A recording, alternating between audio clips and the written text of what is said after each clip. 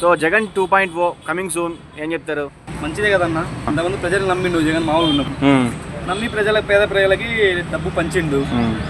వాళ్ళు మోసం చేసిండ్రు. అంటే ఓట్లు లేకుండా ఓడిపించిందంటే మోసం చేసినట్టే. సరే ఆ విషయంలో కాకపోయినా వీళ్ళందరూ ఇట్లా దాడులు చేస్తున్నారు కదా, రెడ్ బుక్ వైట్ బుక్ ఏదో బుక్, వీళ్ళందరూ చెప్తుండే ఏంటంటే పాత జగన్ మళ్ళీ బయటకు వస్తుండు.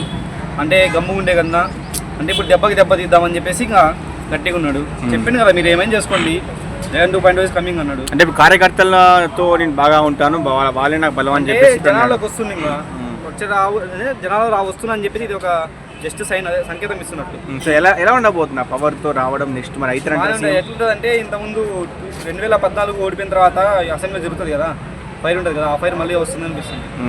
అట్లా ఉంటుంది. అంటే అందరూ పార్టీలోంచి వెళ్ళిపోతున్నారు, వైసీపీ ఖాళీ అయిపోతుంది, వైసీపీ పని అయిపోయిందని చాలా మంది అంటున్నారు. మీరేమంటారు? ఇప్పుడు వాళ్ళు పార్టీలోంచి వెళ్ళిపోయినంత మాత్రాన జగన్ వెళ్ళిపోడు కదా.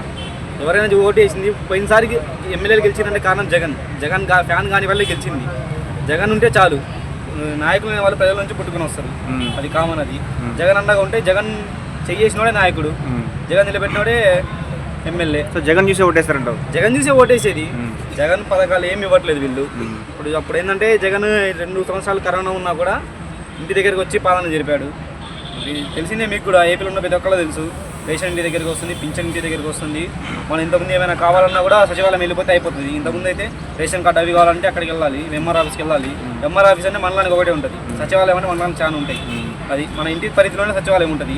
చూడండి, అప్పుడే మీకు తేడా తెలుస్తుంది కదా జగన్ ఏం చేశాడు. సో వైసీపీలో జగన్కు ఉన్నంత క్యాడరు బలం ఇప్పటికి కూడా ఉందంటారా? మరి అప్పుడు ఉన్నంత క్యాడర్ ఇప్పుడు ఉన్నంత ఉంది కాబట్టే ఇద్దరు కూటమి కలిసినా కూడా 40% ఓటు షేర్ ఉంది. అది ఇప్పుడు కూడా జనాలు తెలుస్తుంది. జనాలు జగన్ ఎక్కడ మీటింగ్ పెట్టినా ఏం చేసినా మీకే తెలుస్తుంది కదా జగన్ ఫాలోయింగ్ ఏంటో.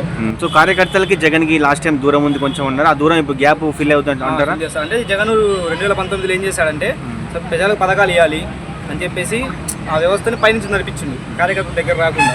అది కొంచెం అతనికి వ్యతిరేకత అయింది. ఇప్పుడు ఏంటంటే జనాల్లోకి వెళ్ళి వీళ్ళు కూటమి ప్రభుత్వం ఇచ్చిన హామీలు ఏం చేయట్లేదు కదా, వీళ్ళకి ఎంత వ్యతిరేకత ఉందో అది ప్రజలకు తెలియజేస్తే అది వీళ్ళు సక్సెస్ అయినట్టే. ఇస్తాను పవన్ కళ్యాణ్ అంటే ఇంతకుముందు అంతే కదన్న, 5 సంవత్సరాలు అంటే ఫస్ట్ ఏమో టీడీపీని తిట్టాడు, తర్వాత జగన్ గెలుస్తాడన్న తెలిసే మూమెంట్లోనే జగన్ తిట్టాడు 2019 ముందు. మీరు చూసే ఉంటారు. అంటే ఆయన ప్రశ్నిస్తా అంటాడు, ప్రశ్నించే ఏముండదు. అంటే ఓడిపోయే ముందు ప్రశ్నించడానికి వస్తా అంటాడు, గెలిచిన తర్వాత ఏముండదు, ప్రశ్న లేదు ఏం లేదు. వచ్చింది డిప్యూటీ సీఎం పదవి వచ్చింది. ఇంకా చిన్నగా వాళ్ళు ఇంకా సినిమా ఇండస్ట్రీలో వాళ్ళ అన్నకి ఇప్పుడు మన నాగబాబు చూడండి, నోరెత్తాలంటే భయపడే నాగబాబు మొన్న వచ్చి పెద్దారెడ్డి గాడి పోయి ఇట్లా మీ నాన్నకి వాళ్ళకి భయపడతాను. అదే వైఎస్ రాజశేఖర రెడ్డి ఉంటే వీళ్ళు నోరెత్తుతారా? నాగబాబు చీమ తెలుసు, వైఎస్ రాజశేఖర రెడ్డి ముందు చీమ. అతను పెద్ద తెలిసిందే బయట వెళ్ళి ఆగలేపెట్టు ఇతనంతా అంటే వాళ్ళంతా. సో మరి నెక్స్ట్ సీఎం పవన్ కళ్యాణ్ అని చెప్పేసి జనసేనలు చాలా మంది అంటున్నారు, మీరేమంటారు? సీఎం జనసేన అంటే ఇప్పుడు టీడీపీ వాళ్ళు అంటున్నారు కదా లోకేష్ని చేయాలి. అదే లోకేష్ వర్సెస్ పవన్ కళ్యాణ్ గొడవ పడుతున్నారు, మరి కూటమి చీలిద్దంటారా? ఏమంటారు? బ్రో ఏముండదు, ఏం జరిగి చెప్పండా. ఈ చంద్రబాబు ఏం చేస్తాడంటే ఒక 20 మంది 30 మంది ఎమ్మెల్యేలు ఉంటారు కదా, వీళ్ళకు చెప్తాడు ఏమని, అరే మీరు పవన్ కళ్యాణ్ తిట్టండి, కొంచెం వ్యతిరేకత చేయండి.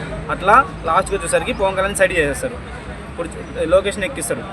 అది ఇప్పుడు వాళ్ళు ఒకవేళ 21 స్థానాలు వెళ్ళిపోయినా కూడా వీళ్ళకి మ్యాజిక్ ఫిగర్ దాటింది.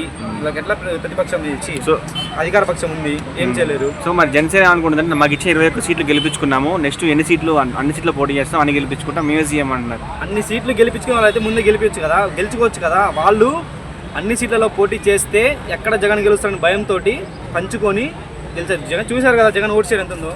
జగన్ ఓడిపోయిన స్థానాల్లో అంటే తక్కువ గ్యాప్తో ఓడిపోయాడు, మెజారిటీ తక్కువతో ఓడిపోయాడు. అది. సో ఫైనల్గా జగన్ 2.0 గురించి ఒక మాటలు ఏం చెప్తారు? జగన్ 2.0 ఒక మాట చెప్పాలంటే సింహం మళ్ళీ రాబోతుంది.